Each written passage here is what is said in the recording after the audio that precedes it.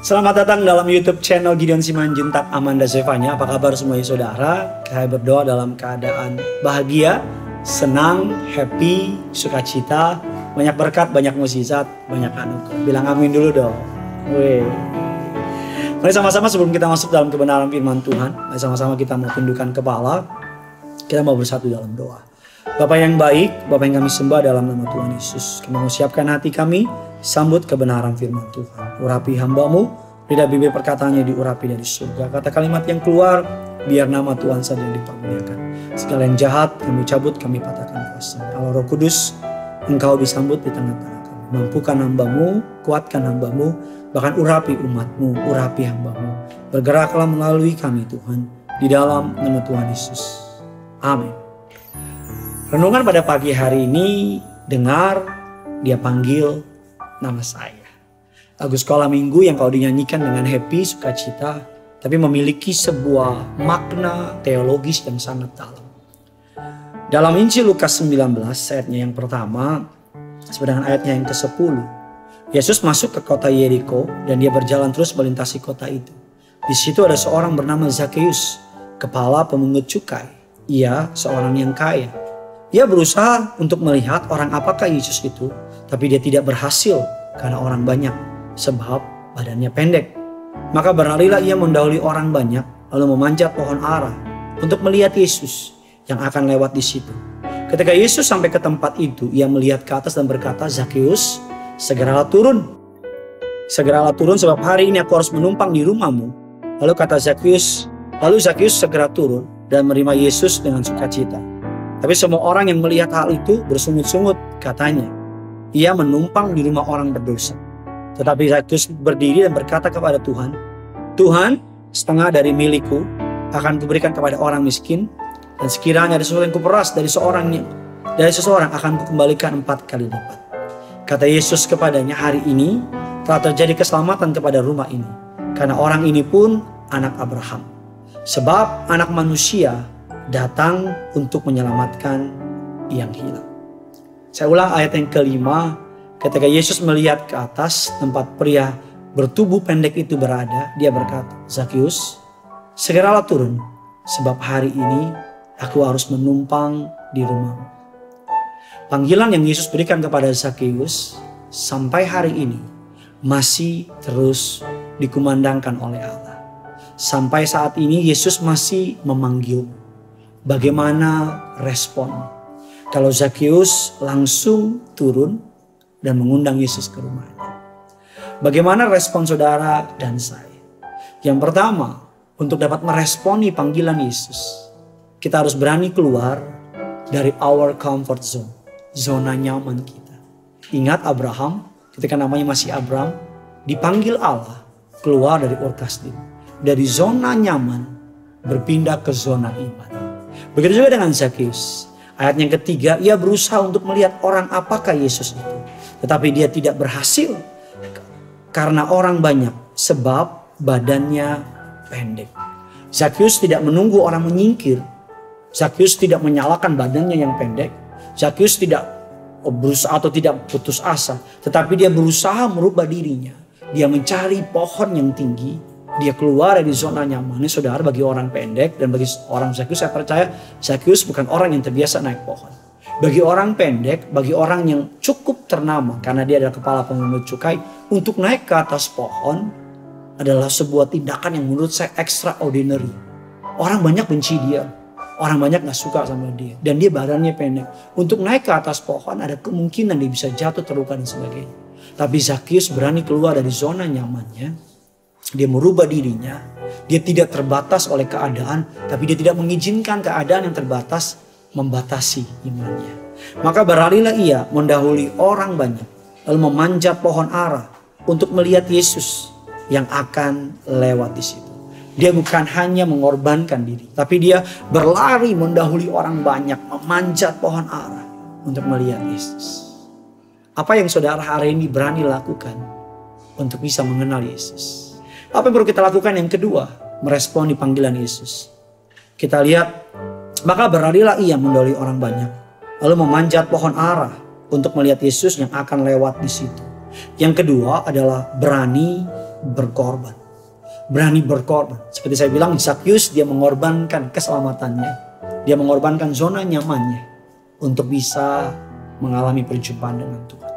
Berani berkorban juga berarti saudara dan saya menempatkan Tuhan. Artinya kita memiliki eagerness, memiliki keinginan yang kuat untuk mengenal dengan Tuhan. Setelah saudara dan saya berani keluar dari zona nyaman, berani berkorban, yang terakhir berani berubah.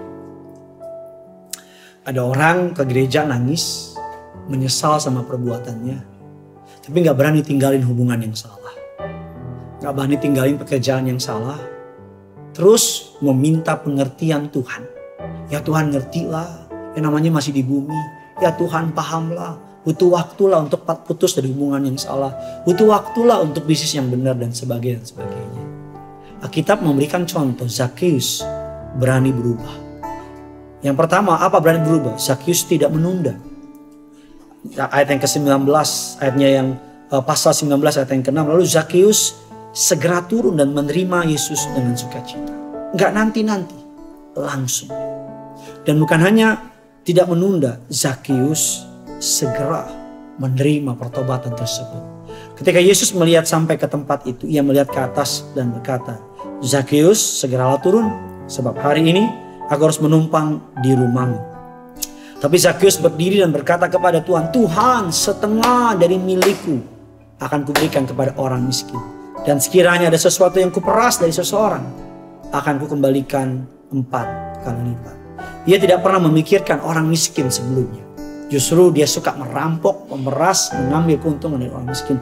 Tapi tiba-tiba dia memiliki kemampuan untuk rela menyerahkan separuh kekayaannya untuk orang miskin. Ini gambaran bahwa ketika Zakheus ketemu Yesus, hartanya gak penting lagi. Dia menanggalkan manusia lamanya. Ia yang biasanya memeras orang kini bersedia mengembalikan hasil pemerasannya dengan bunga 400%, 4 kali lipat. Praktis, kalau hartanya setengah, kalau diperas dikembalikan 4 kali lipat, dia akan menjadi orang yang sangat sederhana atau bahkan mungkin miskin. Mata Yesus tidak menyoroti kesalahan masa lalu Zakheus. Mata Yesus justru melihat potensi yang Tuhan taruh di hati Zakheus. Kerennya Yesus ya. Di saat orang lain melihat banyak kelemahan Zakheus, pemungut cukai, orang jahat, mata duitan, Zakheus, Allah tidak melihat kejahatan Zakheus. Tapi Yesus melihat potensi yang ada di hati Zakheus. Dan Yesus tahu Zakheus mau berubah. Lukas 9 ayat yang ke-10. Sebab anak manusia datang untuk mencari dan menyelamatkan orang yang hilang. Saya tutup dengan 2 pertanyaan atau sebuah pertanyaan. Ketika mendengar nama saudara dipanggil, pilihannya ada 2. Berhenti dan mulai mengikutinya, atau tetap meneruskan ambisi kita. Bagaimana kita menanggapi panggilannya? Itulah yang akan menentukan tujuan hidup kita di bumi, dan akan menentukan di mana kelak kita berada dalam kehidupan kekal, surga atau neraka, hidup abadi yang kekal. Bagikan kabar baik ini kepada orang-orang yang saudara kasihi.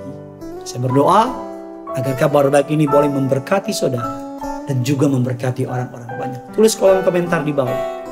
Apa respon ketika Yesus memanggil saudara? Kalau jawabanmu yes, saya jawab ya Tuhan. Tulis di bawah. Kalau saudara bilang Tuhan aku mau ikut, bilang aku mau ikut. Yang punya surga, crazy love with you. Haleluya. Mari sama-sama kita datang sama Tuhan. Dengar dia panggil nama saya, juga dia panggil namamu.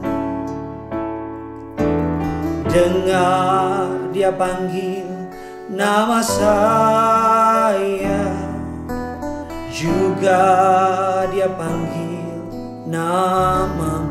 Dengar dia panggil nama saya, dengar dia panggil nama saya. juga dia panggil namamu. Dengar dia panggil nama saya, juga dia panggil namamu. Ku jawab ya, ya, ya. Ku jawab ya, ya, ya. Ku jawab ya Tuhan, ku jawab ya Tuhan, ku jawab ya, ya. Dengar dia panggil nama saya, dengar dia panggil nama saya, juga dia panggil namamu. Dengar dia panggil nama saya, juga dia panggil namamu. Ku jawab ya, ya, ya. Ku jawab ya, ya, ya. Ku jawab ya Tuhan, ku jawab ya Tuhan, ku jawab ya, ya. Ku jawab ya, ku jawab ya, ya, ya. Ku jawab ya, ku jawab ya, ya, ya. Ku jawab ya Tuhan, ku jawab ya